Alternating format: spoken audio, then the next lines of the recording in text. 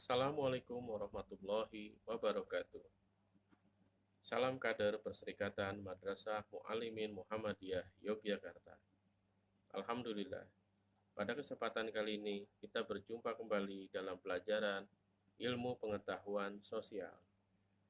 Bagaimana kabar anak-anakku semua? Mudah-mudahan kabarnya baik-baik saja. Baik, hari ini kita akan belajar mengenai dampak perubahan sosial.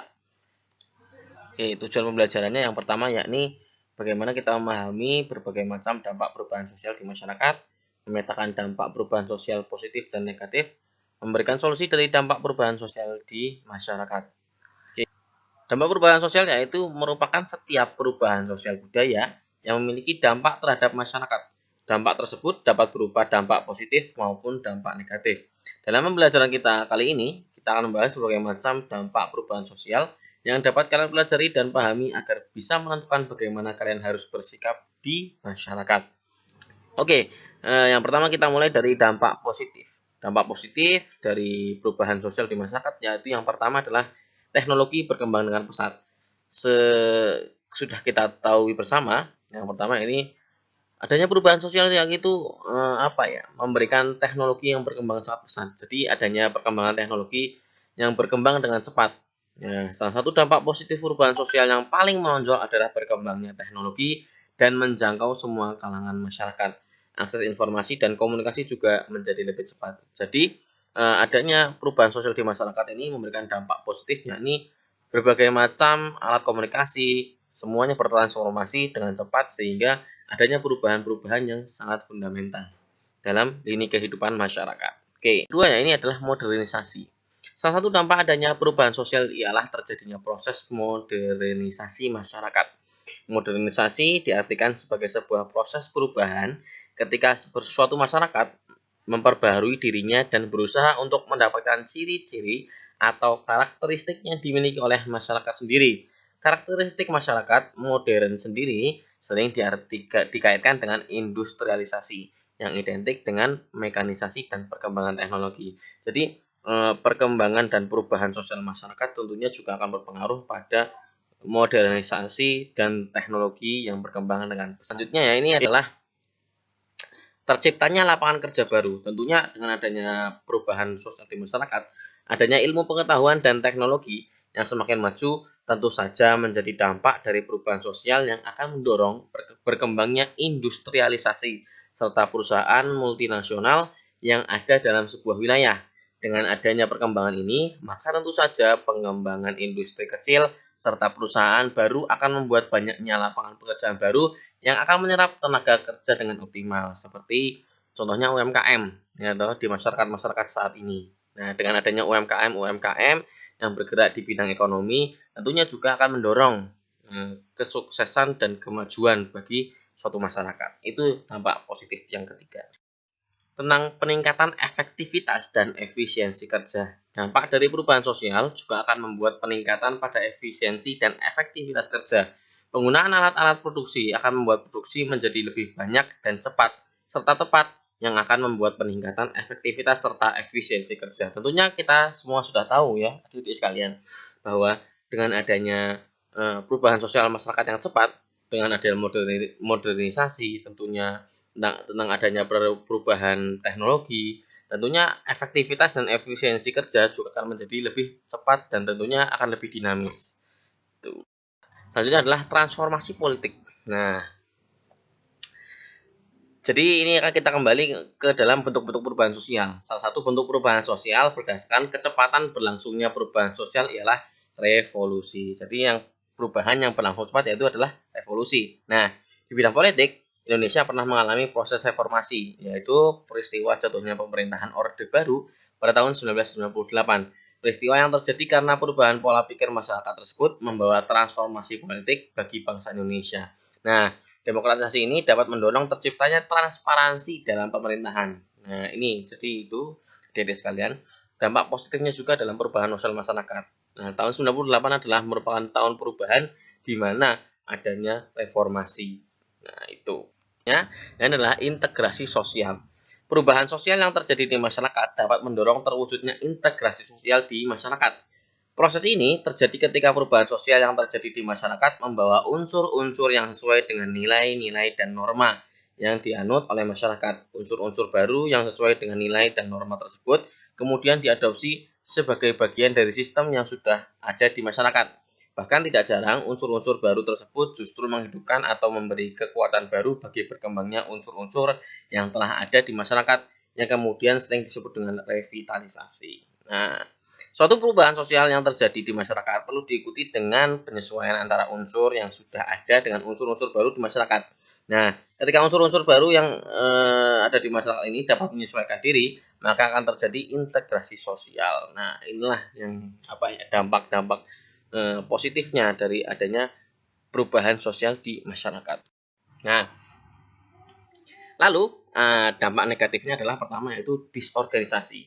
Nah, dalam pembahasan mengenai dampak positif perubahan sosial, kita telah mempelajari mengenai transformasi politik yang bagi masyarakat kita identik dengan peristiwa berakhirnya pemerintahan Orde Baru. Nah, namun di sisi lain, peristiwa tersebut menimbulkan dampak negatif bagi masyarakat. Apa dampak negatifnya? Yaitu adalah terjadinya disorganisasi di masyarakat. Disorganisasi dalam kasus Kamus Besar Bahasa Indonesia diartikan sebagai keadaan tanpa aturan karena adanya perubahan pada lembaga sosial tertentu.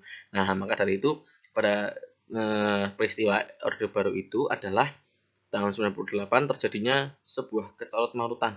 Nah, itulah yang menyebabkan disorganisasi sehingga banyaknya terjadi chaos.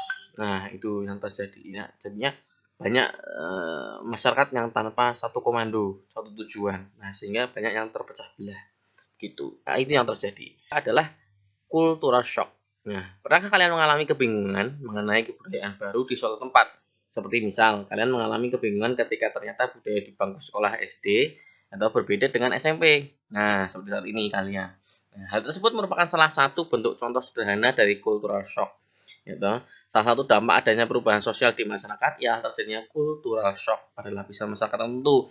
Hal ini terjadi ketika suatu perubahan sosial terjadi begitu sangat cepat dalam suatu masyarakat sehingga masyarakat tersebut mengalami kebingungan. Nah, mengalami kebingungan. Salah satu contoh dari kasus ini adalah kenaikan harga bahan bakar minyak. Nah, jadi ketika dulu itu adalah perubahan bakar minyak itu terjadi secara cepat. Nah, masyarakat itu kaget.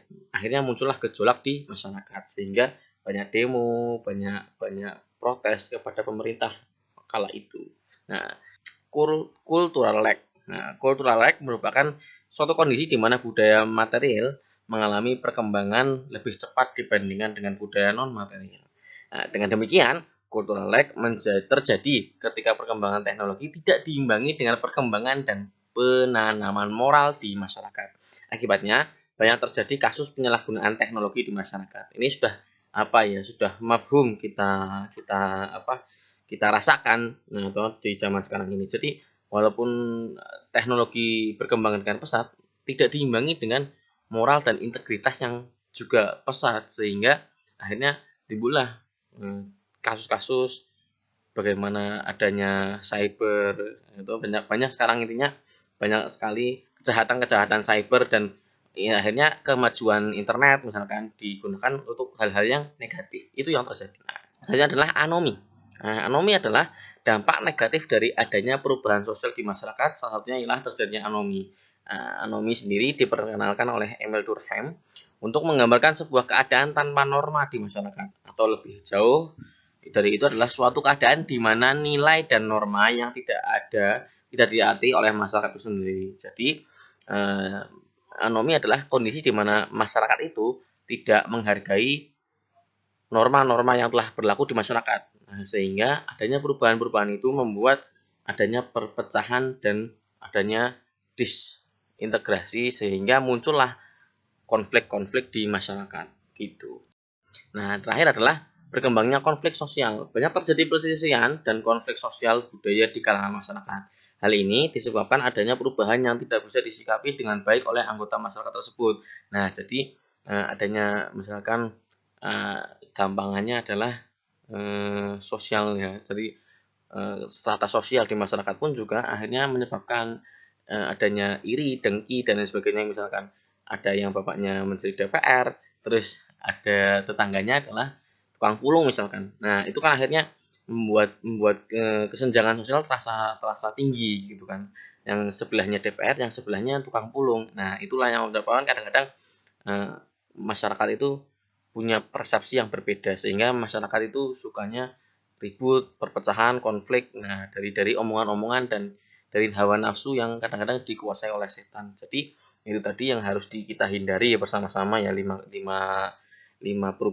dampak perubahan sosial yang harus kita hindari. Nah, jadi rekan-rekan adik-adik sekalian, harus kita pahami bahwa perubahan sosial di masyarakat juga akan membawa dua dampak, yaitu dampak positif dan dampak negatif. Sehingga gunanya apa? Sehingga kita untuk memilih dan kita untuk memilah agar kita mampu menjalani perubahan sosial di masyarakat dengan baik dan benar. Itu ya. Semoga kita semua selalu dalam lindungan Allah Subhanahu wa taala. Amin ya rabbal alamin. Oke, terima kasih. Itu materi kita hari ini. Wassalamualaikum warahmatullahi wabarakatuh. Nah, terakhir ini ternyata ada pencemaran lingkungan. Nah, perkembangan industri yang begitu cepat di masyarakat seringkali tidak memperhatikan analisis mengenai dampak lingkungan atau AMDAL yang menimbulkan berbagai macam masalah sosial bagi masyarakat sendiri. Jadi ini juga kadang-kadang antara konflik antara pengusaha dengan masyarakat, karena misalkan bangun pabrik di suatu wilayah gitu. Nah, tapi limbahnya, terus hasil dari asapnya dan sebagainya itu dibuang dengan tidak sehat, sehingga merusak lingkungan dan merusak kesehatan masyarakat itu sendiri. Nah, itulah yang membuat disintegrasi atau perpecahan dalam masyarakat. Itu yang perlu kita hindari. Itu tambahannya tadi, ada yang terlewat ternyata. Terima kasih.